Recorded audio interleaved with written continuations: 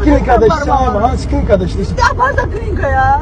Ben ararım, aparma ağrı düzəltdirim də. Yok sen bana ayağımı düzeltmeyeceksin. Sen benim pulumu ver gidiyordu ki apar ben. 5000 manat verim sənə düzəleyim.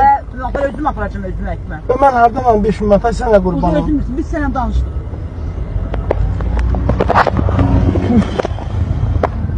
İkinci kelime deme. Rica ederim deme. Vesselam. Nə olar? Dedim de deme. Dedim deme. Benim her yerim Ya var. benim pulum Sonra olsa- bakın ben ne diyeyim ki? Ne olur ben ne diysen? Sen bana 2 manat vereceksin, 250 manat vereceksin. Sen ne düşünürdün? İnsanın burnunda çırpınırsan beni yere. Burandık çırpınırsan İyi yere. Diyeceksin ki. Gelip Şimdi sürtün. kamerası var dolanda. Ha baba.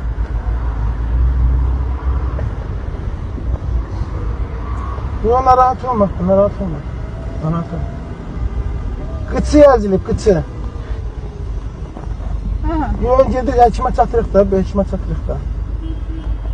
Yok Mert'im. Narahat olma, narahat olma. Dedim gelmem. Anlatamam.